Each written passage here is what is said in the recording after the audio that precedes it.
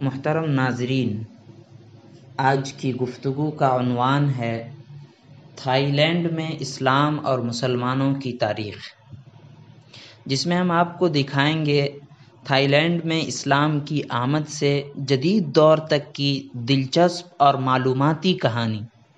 تو بنے رہیے ہمارے ساتھ ویڈیو کے آخر تک۔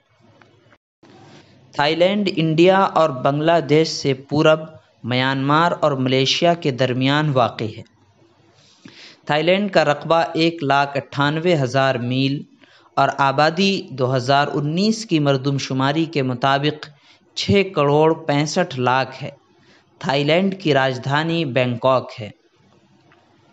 3/4 باشندے تھائی نسل سے ہیں، 14% چینی اور 3% میلے نسل سے تعلق رکھتے ہیں۔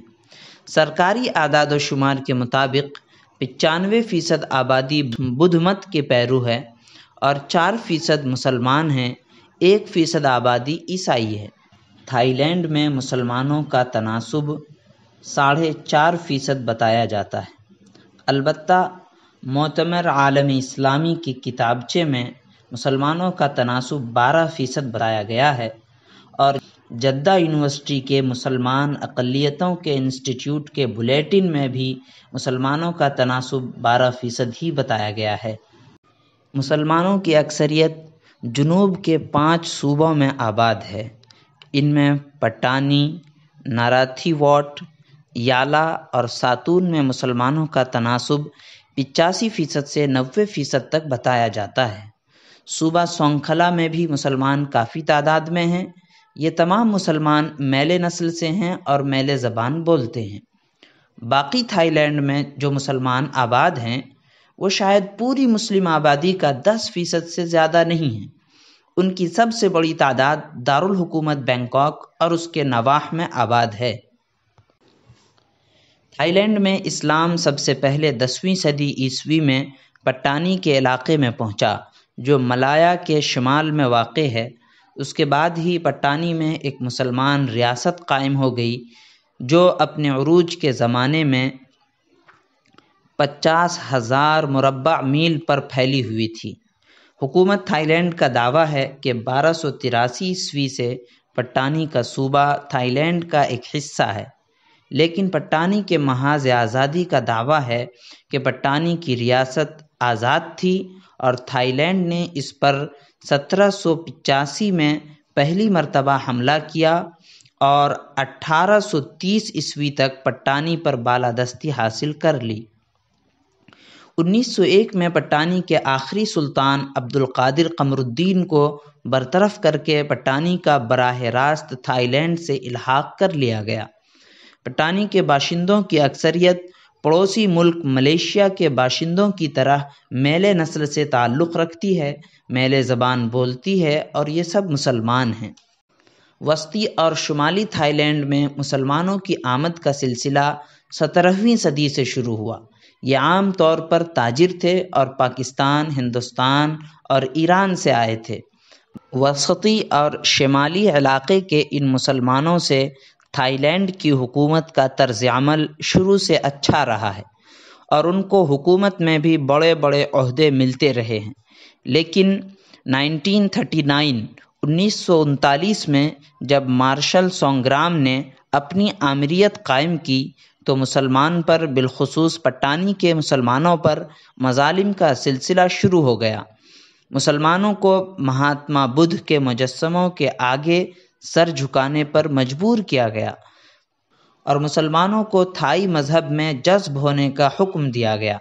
عربی نام بدل کر تھائی نام اختیار کرنے پر مجبور کیا گیا۔ مسلمانوں سے کہا گیا کہ اگر وہ سرکاری ملازمت چاہتے ہیں یا فوجی اکیڈمی میں تعلیم حاصل کرنا چاہتے ہیں تو ان کو مذہب بدلنا ہوگا۔ 1944 میں شرعی عدالتیں بھی ختم کر دی گئیں۔ مارشل سونگرام کے بعد مذہبی جبر تو ختم ہو گیا، لیکن سونگرام کے بعد جو حکومت آئی اس نے تھائی باشندوں کو بڑی تعداد میں جنوبی صوبوں میں آباد کرنا شروع کر دیا تاکہ ان صوبوں میں میلے اور مسلمان باشندوں کی اکثریت ختم کی جا سکے۔ ان کارروائیوں نے جنوب کے مسلمانوں میں شدید بے چینی پیدا کر دی اور انہوں نے 1947 میں اپنی ایک تحریک کے ذریعے کچھ مطالبات پیش کیے جو اس طرح ہیں۔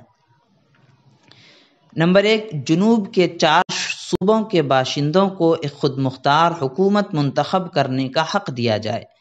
نمبر 2، جنوب کے ان صوبوں میں کم از کم 80% سرکاری ملازم مسلمان ہوں۔ نمبر 3، ابتدائی مدرسوں میں میلے زبان کی تعلیم دی جائے۔ نمبر 4، مسلمانوں کے شخصی قوانین کے تحفظ کے لیے شرعی عدالتیں قائم کی جائیں۔ حکومت نے ان میں سے صرف آخری مطالبہ تسلیم کیا، باقی مطالبات نہ صرف یہ کہ منظور نہیں کیے بلکہ جنوب میں غیر مسلم تھائی باشندوں کو آباد کرنے کی مہم اور تیز کر دی۔ چنانچہ 1963 سے 1973 تک 10 سال کی مدت میں 50,000 بودھ باشندے شمال سے لا کر جنوب کے 3 صوبوں یالا، ساتون اور نارا تھیواٹ میں آباد کیے گئے۔ تھائی لینڈ کی حکومت کے اس طرز عمل سے مایوس ہو کر پٹانی کے حریت پسندوں نے 22 جنوری 1968 کو پٹانی متحدہ تنظیم آزادی یعنی پٹانی یونائٹڈ لبریشن آرگنائزیشن کے نام سے ایک تنظیم قائم کی تاکہ جنوبی صوبوں کی آزادی کے لیے مسلح جد و جہد شروع کی جا سکے۔ فلپائن کی طرح جنوبی تھائی لینڈ کے مسئلے کا بھی ابھی تک کوئی فیصلہ نہیں ہو سکا ہے اور آزادی کی یہ مسلح جنگ جاری ہے۔ تھائی لینڈ کی حکومت نے اس کو کمیونسٹ تحریک کہہ کر دبانے کی کوشش کی، لیکن PULO کے سیکریٹری جنرل کبیر الدین عبد الرحمن نے 27 اپریل 1981 کو اقوام متحدہ کے سیکریٹری کو ایک یادداشت میں وضاحت کی ہے کہ ان کی تنظیم کا کمیونسٹوں سے کوئی تعلق نہیں ہے، وہ صرف اپنے علاقے کی آزادی چاہتی ہیں، اور یہ کہ ملایا کی کمیونسٹ پارٹی کے لوگوں نے خود تھائی لینڈ کی حکومت کی چشم پوشی سے پٹانی میں پناہ لے رکھی ہے۔ اس سے واضح ہو جاتا ہے کہ تھائی لینڈ میں مسلمانوں کا اصل مسئلہ جنوب کے میلے مسلمانوں کا ہے۔ تھائی لینڈ میں مسلمانوں کے مذہبی امور کی دیکھ بھال کے لیے ایک سربراہ ہوتا ہے جسے چولا راج منتری کہا جاتا ہے۔ 1948 سے 22 مارچ 1981 کو اپنی وفات تک اس عہدے پر حاجی سوانسرت فائز تھے، جن کا اسلامی نام حاجی اسماعیل تھا۔ جنوبی صوبوں میں اسلامی شخصی قوانین کے نفاذ کے لیے قاضی مقرر ہیں، حج پر جانے والوں کو سہولتیں فراہم کی جاتی ہیں۔ حاجی اسماعیل نے تھائی زبان میں قرآن کا ترجمہ کیا ہے، لیکن وہ شاید ابھی تک شائع نہیں ہوا ہے۔ اس وقت حاجی ابراہیم قریشی کا ترجمہ جو 3 جلدوں میں شائع ہو چکا ہے رائج ہے۔ حاجی ابراہیم نے صحیح بخاری اور سیرت النبی کے ترجمے بھی شائع کیے ہیں۔ ان ترجموں کے علاوہ تھائی لینڈ کی حکومت نے نیشنل اسلامک کونسل کی نگرانی میں قرآن بھی چھاپا ہے۔ میلے زبان میں قرآن کے ترجمے ملیشیا سے درآمد کیے جاتے ہیں۔ تھائی لینڈ میں دینی مدرسے، یہاں دینی تعلیم کے جو مدرسے ہیں ان کو پینڈوک کہا جاتا ہے۔ ان میں قرآن کے علاوہ عربی اور میلے زبان بھی سکھائی جاتی ہے۔ بینکاک میں 1950 سے ایک اسلامیہ کالج کام کر رہا ہے۔ چینگ مائی میں مسجد کے ساتھ ایک جدید طرز کا دینی مدرسہ ہے جو 1973 میں $1,00,000 کے خرچ سے تعمیر کیا گیا۔ اس میں قرآن، تفسیر، حدیث، تاریخ اسلام اور عربی زبان کی تعلیم کے ساتھ انگریزی، سائنس، جغرافیہ، حساب بھی پڑھایا جاتا ہے۔ اس مدرسے کی تعمیر میں شاہ فیصل نے $50,000 دیے تھے۔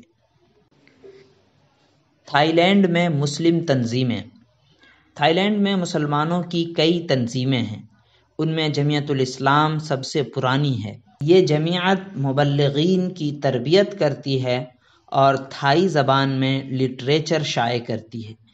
ینگ مسلم ایسوسی ایشن اور الاصلاح ایسوسی ایشن دوسری تنظیمیں ہیں، یہ بھی اسلامی کتابیں شائع کرتی ہیں۔ سیاسی جماعتوں میں پٹانی نیشنل لبریشن فرنٹ جو 1960 عیسوی میں قائم ہوئی تھی، اور پٹانی یونائیٹڈ لبریشن فرنٹ جو 1968 میں قائم ہوئی، اہم ہیں۔ یہ دونوں جنوبی صوبوں کی آزادی کی علمبردار ہیں۔